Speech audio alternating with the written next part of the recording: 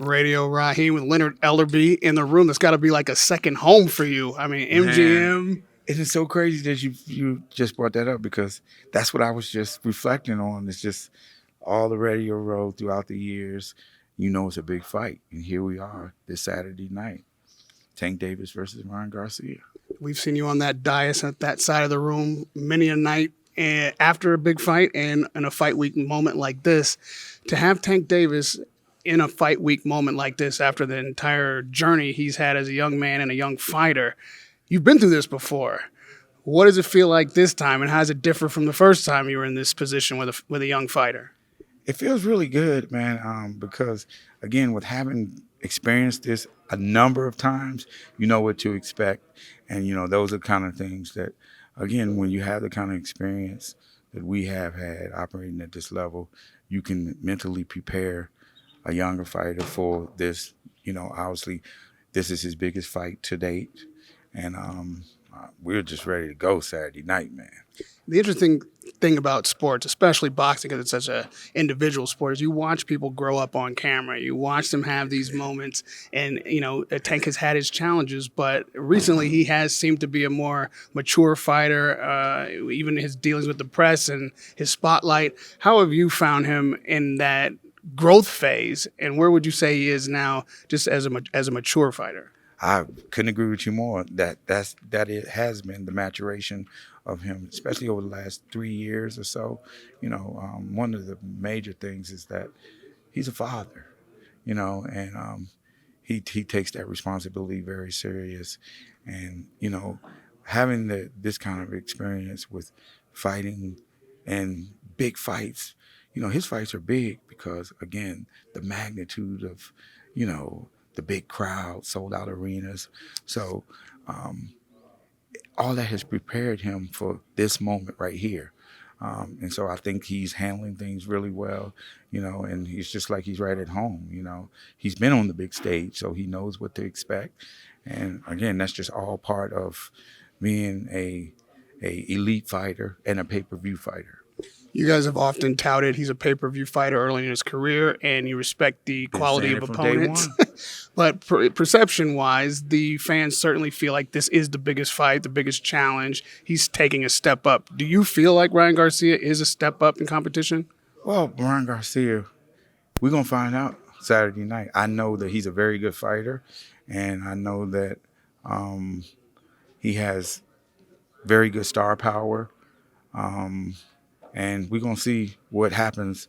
Is he prepared for what's about to come his way on Saturday night? But I already know the answer to that question. Now, he's an odds-on underdog, and even Gervonta said he talked his way into this fight. So this is something he's certainly created for himself. Do you respect that? What do you make of a medal of a guy who puts himself behind the 8 ball like this? Yeah, I totally respect it. I respect his fight game too. But it's just he's a very good fighter, but as I always say, it's levels to this. It's levels to this, not comparing the two, but you always seen Floyd Mayweather in big fights, big events. But the levels were different. When you stepped in the ring, it's like, you could just immediately tell there's different level to this. Mm-hmm. And Ryan hasn't fought the level of competition that Tank has up until this point. There's a big gap in the experience. And it's all going to show come Saturday night. Ryan says he's a complete fighter, that he's the one that brings more technical elements, proficiency to the table. How do you view the matchup skill-wise, and who's got the advantage where? Ryan don't believe that shit. I'm just being honest. He doesn't. I mean, he's got to talk that talk. Again, it takes nothing away from his fight game. But when you're comparing the two fighters, let the fans decide that who is more of a complete fighter than the other. Tank has proven that in the ring, that what he can do. He can bang, he can box, he can take a shot. I repeat that, he can take a shot. We're going to find out Saturday night if the other guy can. Now, we've all seen fighters, like you say, talk that stuff and say, we're going to put the purses on the line. Winner take all. Like, we've heard it a million times. I don't know that I've ever actually seen that happen. Is this time going to be different? Got to wait and see. Gotta wait and see. Well, are contracts being sent? Are we moving forward in this direction? Again, we gotta wait and see. Gotta wait and see. That sounds like a no to me, Leonard. No, you didn't hear me say that. You didn't hear me say that. Okay, do you think that's a wise decision for a fighter to make? Well, that's up to the fighter to make that decision. We look at Tank Davis and we talk about, I know you're not comparing the two skill-wise, but again, this was a huge part of your career watching Floyd in these moments. And this is probably the biggest moment as far as spotlight goes. And whether or not Garcia is his toughest opponent is certainly his biggest match. Is there anything that you impart to him for a fight like this that differs from previous fights? Is there a different way that you approach the fighter or on fight night that you advise your fighter in a moment like this in their career? No, he has all that under control. Give Coach Calvin all the props that he deserves. So all of that stuff, this is his moment. This is the moment that Tank and him have talked about, when Tank was a youngster, being on this kind of platform and this being his moment. Everything that he's worked for is on the line come Saturday night, and he'll be ready to go out there and show the world why he's the best. Much has been made, as it always is, about the negotiation, especially on a huge fight like this. And Ryan said he had to give up everything. He's listed the many ways he feels that he'd been disadvantaged in the contract just to make this fight. Do you feel like that's a fair assessment? Did you guys take advantage of the kid? It's not about taking advantage. When you're the A side, you can do that. Ask his promoter. We know all about that. He did it to Floyd. And when you earn the right to be the A side, you call the shots. Get you a team like Tank got a team. But that's no knock on his lawyer, because his lawyer is like, he has the best lawyer in the business. I can assure you that. Well, you mentioned Oscar over there, have been on the same side and on opposite sides at different times. I ain't never been on his side. Well, you guys worked together. Yeah, but we never been on the same side. Why is that? It's what it is. It's that he don't fuck with us and we don't fuck with him, but we'll do business together. You know what I'm saying? Mm-hmm. And if it makes great business, it makes sense. And at the end of the day, it's never personal. It's never personal. It's never, ever personal. I know he don't like Floyd, and we know why. He's always felt a certain kind of way, and that's okay. That's okay, because at the end of the day, he's not fighting Floyd. But that's Oscar's Oscar. And again, it's nothing but, I respect everyone, especially, for what he's done in his career and all of that. I mean, he was that guy. He was that guy. But when it comes to, the other antics and all that, I'm not with that stuff. What was negotiations like dealing with Oscar and the team this time? Well, initially, I was talking to Eric. Fast forward, he got involved and all that. So it was like, but you got to understand is that all the terms were accepted from out the get-go, off the rip. I give Ryan credit. He accepted all the terms, and it was just one little thing that they didn't agree upon, and we all know what that was, and that's what it was. That was a network thing. And Steven Espinosa, he hashed that out with their team, and Al, but other than that, Ryan agreed. Ryan was right. He did agree to everything. Was this fight ever actually in jeopardy? We saw, Oscar give ultimatums by Friday, by Monday, Bro, that was,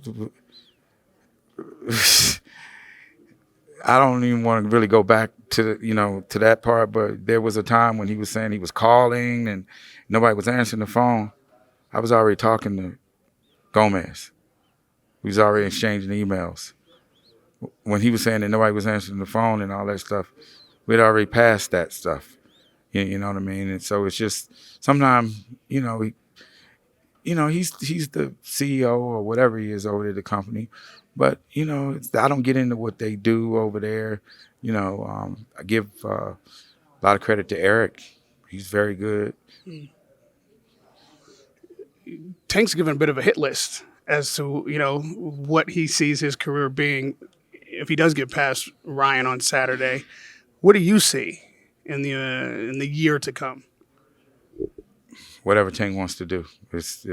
He calling the shots, whatever it is that he wants to do. And I'm sure he's, when he knocks Ryan out on Saturday night, he becomes the face of boxing.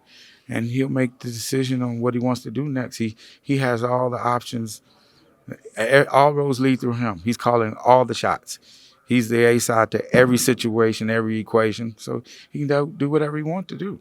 We're going to support him, and we're going to, that's what it is. Well, in this division, in less than a month's time from Saturday, in fact, maybe a month today, we'll see the undisputed bout take place right here in this city. Obviously, Right Lomachenko and Haney. So Tank is the face of boxing, but there's an undisputed number of belts out. Is that not where the face of boxing should next be looking to gain victory? I'm not even thinking about any of those guys and anything other than what's going on Saturday night. All terrific fighters. You name them, they all are very good fighters, but we're not thinking about any of that stuff right now because you got to go through Ryan Garcia, get him out the way, and then Tank will make his decision on what he wants to do. He's going to make the biggest fights possible, whatever it is. But, okay, do you feel like the biggest fights are what his priority is, or do these titles matter? Does it matter to him to hold these world championships? We're thinking about Ryan Garcia. Nothing else. Nothing else matters. Okay, if we take Tank out of the equation, what do you think about a month's time from now? Who emerges in 4 weeks' time? Lomachenko, Haney. Well, what I do know is that the lightweight titles have changed hands, 4 times in the last 2.5 years? Mm-hmm. Is that a true assessment? Off the top of my head, I believe right. So that's kind of what I think. The titles have changed. I mean, that's kind of what they change again. Oh no, I'm not saying that. I'm not saying that because I personally think that Haney beats him. Mm-hmm. That's just my opinion, though. Do you have an opinion on who is, other than the fighters on Saturday, let's take them out, the best in the 35 division as it stands? No, I don't. I can tell you this: Tank is better than any guy in his division. You think Shakur Stevenson poses a new threat in this division? Tank Davis is the best in that division. You name anybody, Tank Davis is the best in that division. That's my opinion. And lastly, we've talked about how many times you've been down this road, and no greater journey than Floyd Mayweather, obviously. Is there anything that you've learned along the way that, with your wisdom and white beard, you get to apply now that you're still in the game and still at this level? That's why Tank is in the situation that he's in right now. He's the boss man and calling all the shots. And that's why he's in this mega fight on Saturday night. Him and Ryan Garcia, the 2 biggest names in the division. And that's what you got, the 2 biggest names coming together for a mega fight. We see the boss man of the era ringside on Saturday night. Floyd Mayweather is coming? Oh, yeah, sure. That's good news. That's good news. Radio Rahim with Leonard Ellerbe. Good luck Saturday night. Yet another major event in the room that we call home. Pleasure to speak with you, sir. Likewise. Radio Rahim, Leonard Ellerbe.